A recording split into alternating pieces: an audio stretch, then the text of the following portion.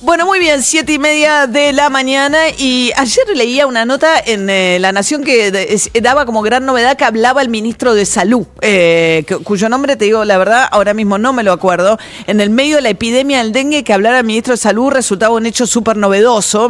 Habló mucho antes, Ferran Quirós, el ministro de Salud de la Ciudad de Buenos Aires, ruso. Sí, Mario Russo. Bueno, y también empezó a hablar, porque bueno, son voces que conocemos poco, Carlos Torrendel, que es el secretario de Educación, a raíz del anuncio de que el Estado va a subvencionar durante 3 meses a las familias cuyos hijos acuden a colegios con cuotas que no superen los 50.000 pesos. 50.000, no.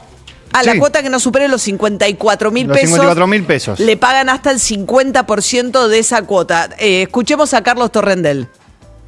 La verdad que es una idea interesante para poder, en un contexto como este de crisis, es una medida transitoria, en este contexto de crisis, acercar recursos a aquellas familias que están en sectores desfavorecidos o que están en situación de pobreza y a aquellos sectores de clase media, baja, donde van a recibir un aporte de aproximadamente el 50% del arancel que pagan en cada escuela. ¿Y cómo los...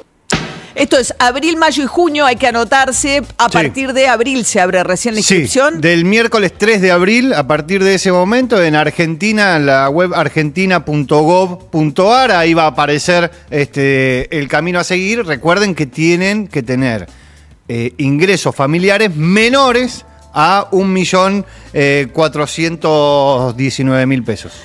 Bien, Mariano Narodowski fue ministro de Educación de la Ciudad de Buenos Aires, es profesor de la Universidad de Itela. ¿Qué tal, Mariano? Buen día. María, ¿cómo vamos? Bien, el gobierno presentó esto como una suerte de voucher. ¿Tiene algo que ver esta iniciativa con el voucher? No, nada que ver. Es una beca.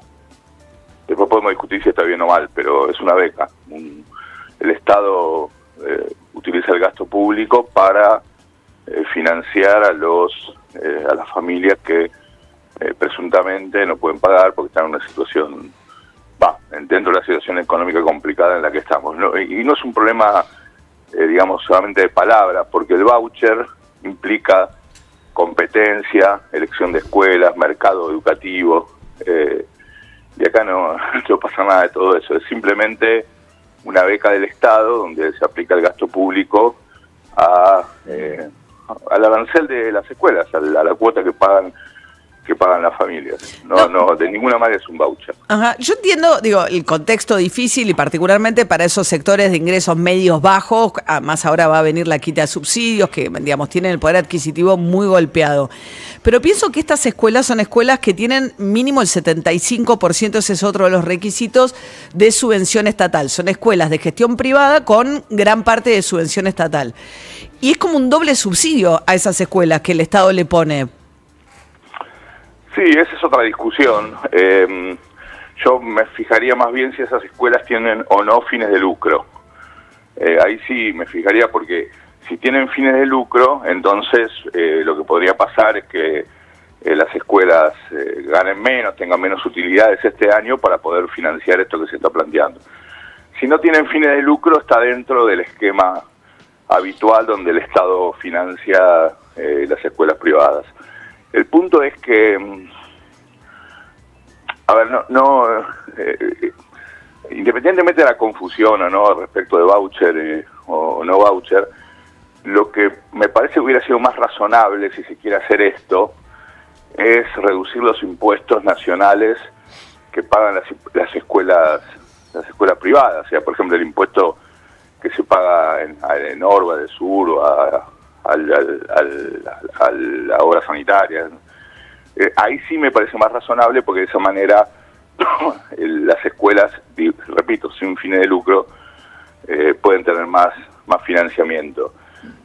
Me parece que hubiera sido una medida más acorde a un modelo liberal, de baja de impuestos y de que el sector privado busque más eficiencia. En ese sentido, la única acción es mejorar la situación de las familias, que paguen menos. Te repito, con gasto público. Sacando la cuestión ideológica de si es privado, si es estatal, es una medida típica de la Argentina de las últimas décadas. No hay nada nuevo ahí, salvo que por primera vez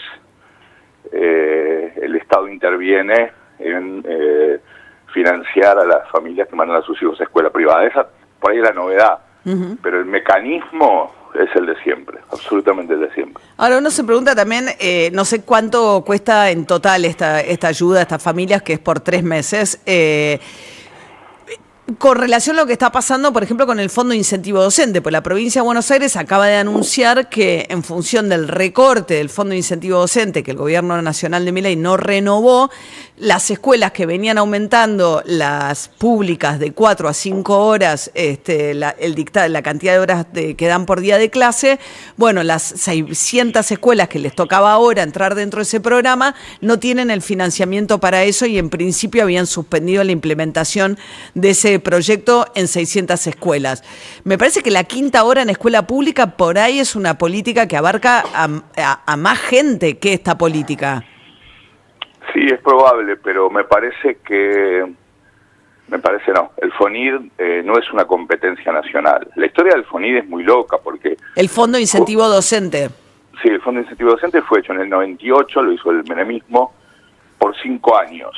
¿Por qué por 5 años? Porque una medida de emergencia, porque el financiamiento educativo depende de las provincias. Entonces, lo que se hizo fue prorrogando eso, a veces por DNU, otras veces por un decreto simple, otras veces ni se renovó y hubo un vacío legal y se lo hizo automáticamente. Pero el criterio del presidente, más allá de que nos guste o no, es un criterio completamente legal y ajustado a la Constitución y a la ley. De hecho... Es decir, las provincias se hacen cargo de la educación y la nación, digamos, ayudaba a través de este fondo, pero no tiene la obligación. Estamos hablando con Mariano Narodowski, profesor de la DITELA, especialista en temas de educación, sí. Efectivamente, era por única vez, como todo en Argentina, que es por única vez, quedó. Se termina repitiendo. Pero incluso la nación le pagaba a las provincias el FONID de acuerdo a los docentes que la provincia declaraba. Ni siquiera había una auditoría, ni siquiera había un control. Y todos sabemos que, no por cuestiones de corrupción, sino por cuestiones de administración, en todas las jurisdicciones hay personas que no son docentes y que cobran como si fueran docentes. Te repito, es un tema administrativo. Y cobran el FONID, no es mucho. Bueno, ya no lo cobran más. Bueno, cobraban el FONID, exactamente. No, a mí me parece que es una medida legal y hace mucho que venía en discusión esto.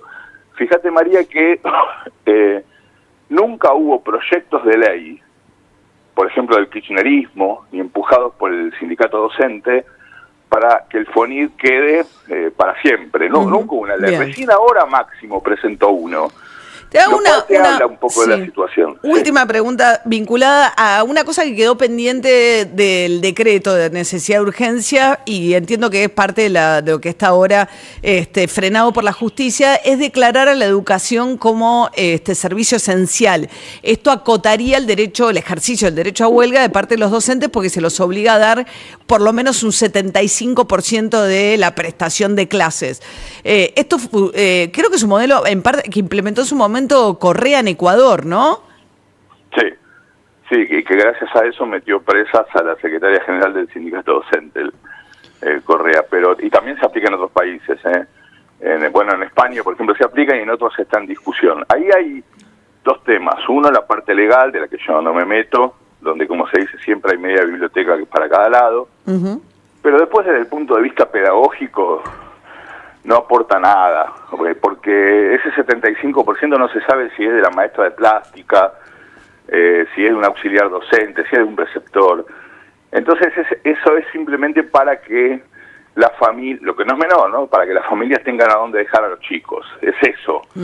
No es un tema de calidad educativa. Entonces, ¿cuál es el problema? Que si el paro es de un día o dos, puede llegar a ser una medida razonable desde el punto de vista educativo. Ahora, si es un paro largo, de una semana, de 10 días o de meses, como pasó en Chubut o en Santa Cruz, y ahí ya no tiene sentido, porque no es que eso garantiza enseñanza, calidad educativa.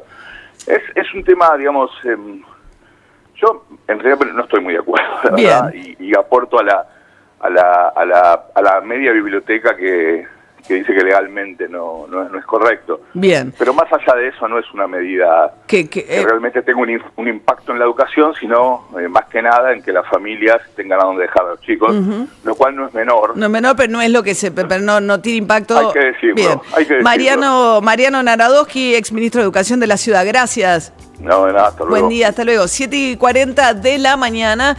Y Alex Canigia, yo no sé qué hace cuando no está